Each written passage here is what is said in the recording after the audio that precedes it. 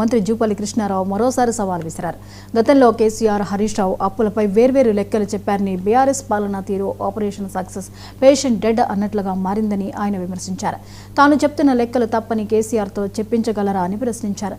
తాను సవాల్ చేసి పారిపోయానంటూ కేటీఆర్, హరీష్ రావు చేస్తున్న ఆరోపణలను జూపల్లి తీవ్రంగా ఖండించారు. ఈ లెక్కలు ఇవి మేము అప్పు చేయలేదు, భావభావమడ్డులు అసెంబ్లీ సాక్షిగా చెప్పిన మాటలు.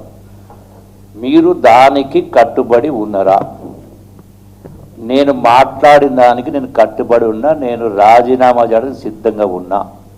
పారిపోయే లక్షణం కానీ పౌరుషం లేని కాదు. నా పౌరుషం ఇది వాళ్ళకి తర్వాత చెప్తా. నేను రుజువు చేస్తే మీరేం చేస్తారో చెప్పాలి కదా.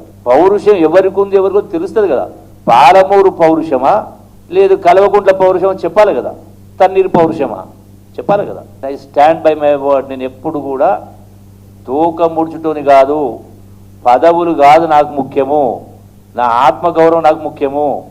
ఏది పడితే అది రాసి ఏది పడితే అది మాట్లాడి చేస్తే నేను ఊకుంటుటోని కాదు. డెఫినెట్గా నేను నా సవాలుకు నేను కట్టుబడి ఉన్నా. మీరేంటి, మీ పౌరుషం ఏంది? మీరు రాజీనామాలు చేస్తారా? ఏదో చెప్పాలి కదా. మీరు చెప్పి ఇప్పుడు ప్రశ్న చెప్పిన టైం ఇప్పుడు 11 అయింది, 5 గంటలు అంటే ఇంకా 6 గంటల సమయం ఉంది. ఈ లోపల మీరేం చేస్తారో చెప్పండి. సార్ నిన్న ఏం జరిగింది?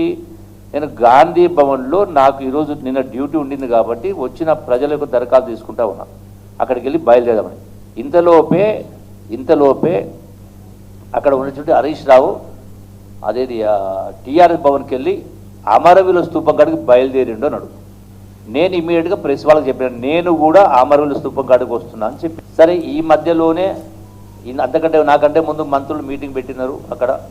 సో వాళ్ళు వెయిట్ చేసిపోయారు, నేను వచ్చాను. సరే, ఈ మధ్యలో అరెస్ట్ చేసినాడు. అది సరే, పోలీసు వాళ్ళు ఎందుకు అరెస్ట్ చేసింది అనేది లా అండ్ ఆర్డర్ ప్రకారం ఇంకో విషయం తెలియదు. పోనీ నేను ఈ